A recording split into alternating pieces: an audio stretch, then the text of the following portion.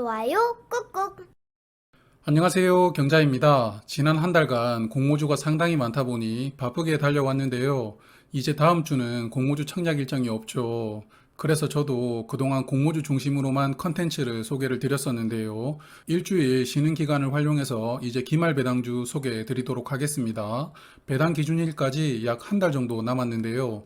배당 수익률이 높은 고배당주를 투자하시기 위한 마지막 시기라고 생각합니다. 12월부터는 아무래도 배당 기대감으로 인해서 주가가 상승할 확률이 높거든요. 그래서 총 4부작으로 나누어 소개 드리는데요. 종목을 세어보니 약 12종목입니다. 이 12종목을 제가 차근차근 소개를 드릴 테니 괜찮다고 생각되시는 종목이 있다면 투자하시면 좋을 것 같습니다. 1부에서 3부까지는 1년에 배당금을 한 번 주는 기말 배당주를 소개를 드릴 것이고요. 마지막 4부는 1년에 배당금을 2번 주는 반기 배당주 종목 중에서 4분기 배당 수익률이 높은 종목을 선별하여 소개해 드리도록 하겠습니다. 그럼 오늘은 1부로서 기말 배당주 소개해 드릴게요. 먼저 배당주 투자가 처음이신 분들을 위해서 약간의 기본 지식 간단히 말씀드리고 시작하겠습니다. 금년도 기말 배당주는 12월 28일에 주식을 보유하셔야 되는데요. 원래 마지막 날 3일 전에 주식을 보유해야 되는데 12월 마지막 날인 31일은 주식시장은 휴장을 합니다. 그래서 30일 기준 3일 전인 28일이 배당 기준일이 되는데요. 주식을 28일에 매수하셔도 되고 27일에 매수하셔도 됩니다만 중요한 것은 28일 날은 보유를 하고 있어야 된다는 점입니다. 그리고 29일부터 매도하셔도 주주명부에는 포함이 되었으므로 배당금은 지급받을 수 있습니다. 그리고 배당주 투자는 로직이 되게 단순합니다. 제가 말씀드릴 배당주들은 배당금이 주가의 약 5% 정도는 나오는 종목들이거든요. 그러므로 배당 기준일에 다가갈수록 배당금을 받으려는 투자자들의 수급 때문에 주가가 상승하는 게 일반적입니다. 그러므로 주가가 상승되기 전에 미리 매수를 하고 기다리는 것이 포인트인데요. 저는 개인적으로는 3개월 전부터 미리 매수하는 것이 이상적이라고 생각을 합니다만 3개월 전과 현재 종합지수를 비교를 해보면 약 10% 정도 하락한 상태인데요. 그래서 3개월 전에 미리 매수하신 분들보다 지금 매수하시는 분들이 괜찮은 금액으로 주식을 매수할 수 있게 되었습니다. 그래서 배당 기준일까지 한 달 정도 기간이 남은 지금도 배당주 투자는 어느 정도는 해볼 만한 타이밍이지 않을까 생각합니다. 저는 배당주 투자는 지키는 투자가 가능하다고 생각하는데요. 배당주 투자를 하셨으면 두 가지를 초이스 하시면 됩니다. 배당금을 높게 주는 회사들은 주로 재무 상태가 우량한 가치주들이 대부분이거든요. 그러므로 회사가 어려워질 수는 있어도 망할 위험은 낮다고 생각하고요. 그렇다 보니 장기적으로 안정적인 배당금을 받으면서 은행 예금을 대신할 수 있고요. 그리고 혹시 배당 기준일이 다가올수록 내가 매수했던 주가보다 많이 가격이 상승한다면 일단 매도를 하고 배당락 이후에 다시 잡을 수도 있습니다. 그러므로 단순하게 말씀드리면 주가가 내가 원하는 만큼 올랐다. 그러면 매도하시고 원하는 만큼 오르지 않았다. 그러면 배당받고 보유. 이 두 가지 중에서 하나를 선택하시는 겁니다. 그러므로 배당주 투자는 성장주에 투자하는 것처럼 큰 수익을 기대하기는 어렵지만 그래도 손실을 최소화할 수 있는 주식 투자라고 생각하는데요. 저는 저의 포트폴리오 중에서 배당주 투자 비율을 약 70% 정도는 가져가고 있습니다. 그리고 나머지는 단기 수익을 위한 성장주에 투자를 하고 있고요. 그리고 기말 배당금은 내년 4월에 입금되는데요. 배당 소득세 15.4%를 제외하고 해당 주식을 보유하고 있는 증권사로 입금되게 됩니다. 그리고 1년에 배당금으로만 2천만 원 이상을 받으신다면 종합소득세 신고를 하셔야 되는데요. 그러므로 이런 부분들도 고려하시면서 투자하시길 바라겠습니다. 화면은 제가 배당주를 선별하는 7가지 기준인데요. 일전에도 몇 번 말씀드렸죠. 1번부터 4번까지는 저는 필수 요소라고 생각하는데요. 먼저 저는 배당 수익률이 4% 이상 종목만 투자를 합니다. 유일하게 삼성전자만 예외라고 생각하고 있고요. 그리고 지난 3년 동안 꾸준히 배당했던 종목만 투자를 합니다. 일회성으로 배당금을 지급하는 회사들은 내년에 배당을 하지 않을 가능성이 있기 때문입니다. 그리고 금년도 실적이 당연히 좋아야 원하는 배당이 나올 것이고요. 그리고 순이익의 80% 이하로만 배당하는 회사들을 투자합니다. 이익금보다 더 많은 배당금을 지속 배당하는 회사들은 문제가 있기 때문입니다. 그리고 5번부터 7번은 배당주 투자의 부수적인 요소로 제가 고려하는 부분들입니다. 그럼 어느 정도는 배당주 투자에 대한 기본적인 부분들을 말씀을 드렸기 때문에 종목을 소개해 드릴 텐데요. 오늘은 두 종목 소개해 드리겠습니다. 한화삼우비와 KTNG인데요. 배당주에 관심이 많으신 분들은 다들 아시는 종목일 겁니다. 그럼 이 두 종목을 지금 투자해도 괜찮을지 한 종목씩 살펴볼게요. 먼저 하나부터 말씀드릴게요. 하나라는 종목은 한화그룹의 지주사인데요. 하나그룹의 모든 계열사가 한화라는 종목 아래 연결되어 있습니다. 홀딩스라는 이름을 사용하지 않는 것은 약간 특이한데요. 한화그룹은 크게 제조업과 금융업으로 구분이 되는데 제조업은 화약뿐만 아니라 케미칼 그리고 태양광 산업이 메인이고요.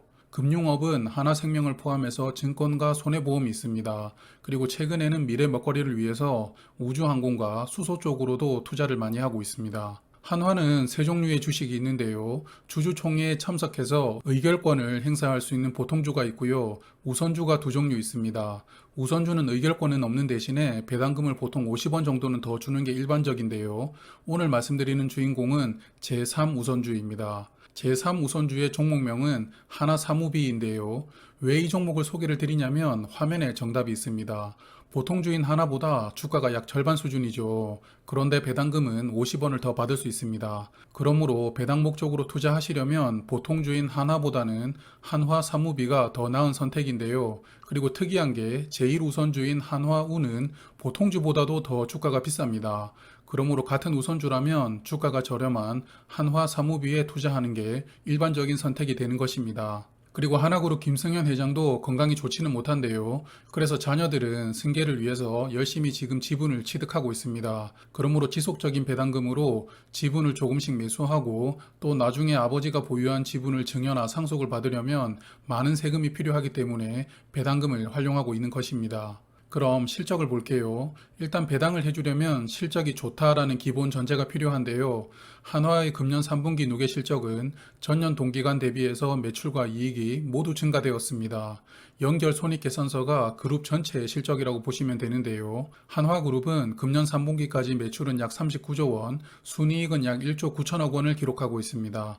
전년 대비 순이익이 약 1조 원이 늘어났는데요. 그럼 배당금은 올해도 전년 수준이거나 조금 더 지급해 줄 수도 있다고 보입니다. 한화사무비는 20년과 19년에는 750원씩 배당금을 지급했는데요. 19년도에 배당금을 한번 인상한 이후에 2년간 유지하고 있습니다. 11월 11일 기준 주가는 16,100원이었는데요. 그럼 20년 수준의 배당금 750원을 받는다면 현재 배당 수익률은 4.7%가 됩니다. 사실 이 종목은 배당 수익률이 다른 종목들에 비해서 그렇게 높은 편은 아닙니다만 주가는 매력적인데요. 화면은 한화사무비의 주봉 차트인데요. 정말 교과서에 나오는 우상향 차트 모습을 보여주고 있습니다. 5일선이 21선과 살짝 부딪혔다가 다시 주가가 오르고 다시 살짝 눌림 주고를 반복하면서 지난 1년간 주가는 꾸준히 올라왔는데요. 최근에 종합지수가 하락하면서 다시 주가는 조금 하락세입니다. 그러므로 조만간 5일선과 21선이 만날 수도 있는데요. 이번 하락이 눌림목인지 아니면 하락 추세로 전환인지는 제가 알 수는 없습니다만 그래도 이런 고배당주들은 연말로 다가갈수록 배당 기대감 때문에 주가가 조금씩 상승하는 게 일반적인 패턴이라고 말씀드렸죠. 그러므로 이런 주가 상승 때문에 첫 번째 종목으로 정해서 말씀을 드리게 되었습니다. 그리고 21년 2분기 기준으로 PER은 3.1인데요. 대부분의 지주사들은 실제 사업을 수행하지 않기 때문에 재료가 나올 확률이 적습니다. 그러므로 주가는 평가절하되는데요. 그래도 지주사의 평가절하를 감안하더라도 현재의 PER 3보다 더 낮아지기는 쉽지는 않을 것 같습니다. 한화의 배당 성향을 보면 20년은 이익의 약 30%를 배당금으로 지급했고 19년에는 73%를 배당금으로 지급했는데요. 그러므로 이익의 규모보다는 일정 규모의 배당금을 유지하기 위해서 배당 성향을 탄력적으로 가져가는 종목이라고 생각됩니다. 쉽게 설명드리자면 돈을 잘 벌어도 배당금은 750원, 돈을 못 벌어도 배당금은 750원 이렇게 유지하는 종목이라는 의미입니다. 자, 이제 두 번째 종목 KTNG 볼 텐데요. 클래식한 배당 종목입니다. 지난 여름에 제가 기말 배당주로 소개를 드렸던 종목인데요. 최근에 호재가 있습니다. 그래서 다시 한번 말씀드릴게요. KTNG의 사업에 대해서는 다들 잘 아시죠?